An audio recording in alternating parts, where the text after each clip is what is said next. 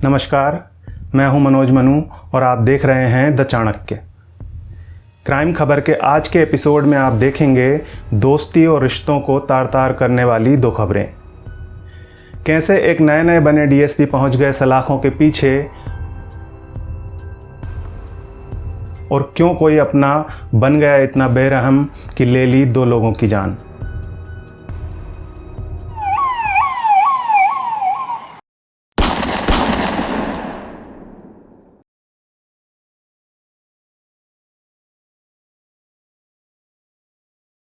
पचपन साल के कृष्ण स्वरूप सुधीर दिल्ली के पालम गांव में अपनी पत्नी बबीता और 27 साल के बेटे गौरव के साथ रह रहे थे। बेटी की शादी हो चुकी थी, वो यूएसए में रहती है।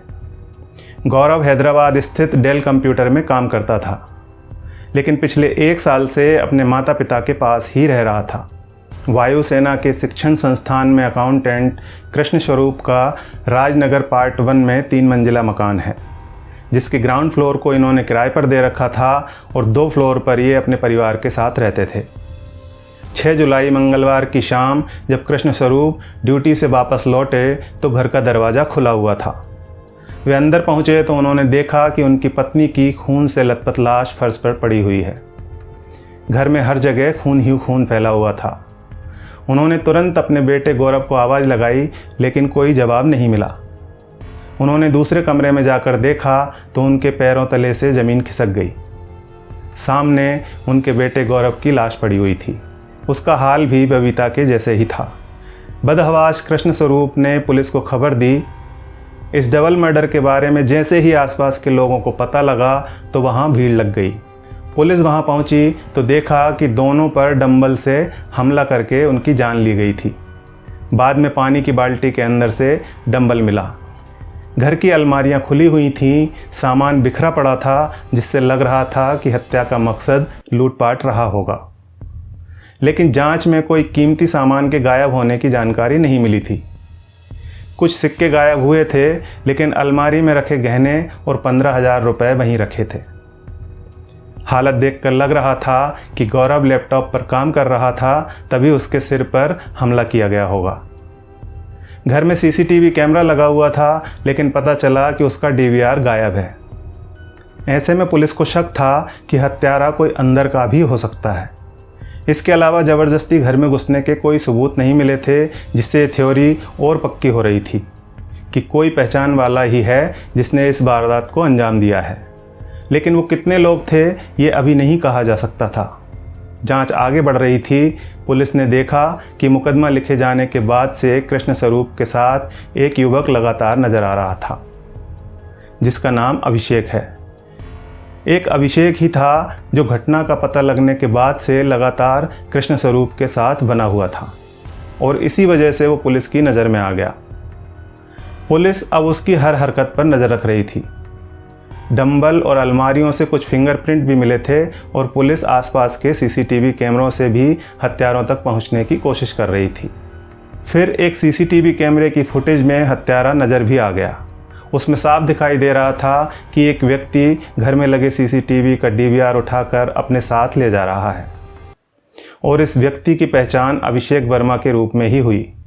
वही अभिषेक वर्मा जो हत्या के बाद से लगातार कृष्ण स्वरूप के साथ था और जिस पर पुलिस को पहले से ही शक था।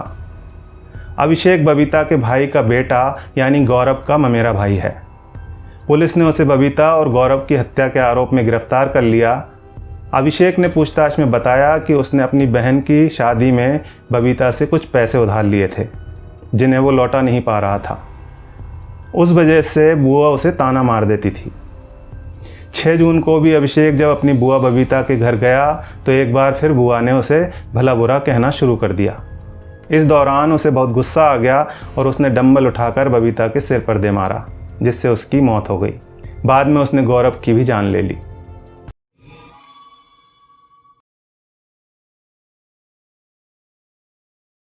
बिहार में शराब बंद है, लेकिन यहाँ के एक नए नवेले डीएसपी को शराब की ऐसी तलब लगी कि वो अपने दोस्तों के साथ पार्टी करने झारखंड चले गए।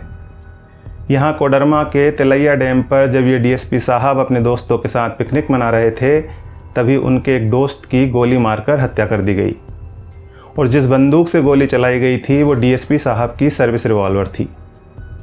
बिहार में शराबबंदी के बाद से ही सीमा से लगा झारखंड का कोडरमा ज़िला शराबियों के लिए पार्टी करने का अड्डा बन गया है। यहाँ पर रात के समय बिहार नंबर की दर्जनों गाड़ियाँ देखने को मिल जाएंगी, जिनसे लोग सिर्फ शराब पीने के लिए यहाँ आते हैं।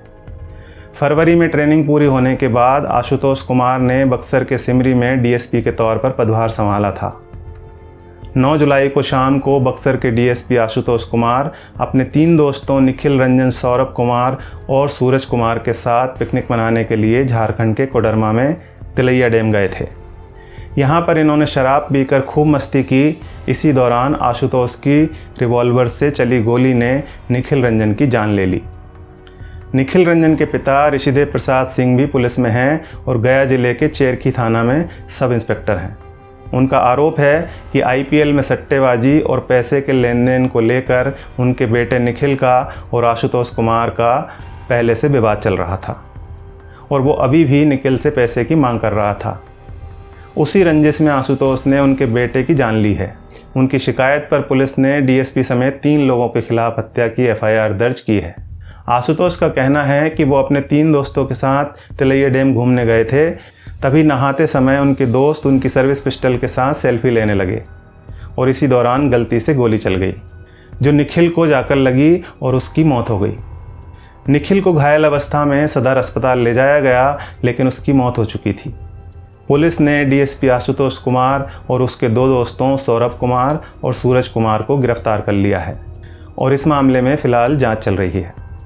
आज के हमारे इस वीडियो के बारे में अपनी राय कमेंट करके ज़रूर बताइएगा और चैनल पर पहली बार आए हैं तो सब्सक्राइब करके जाइए। धन्यवाद।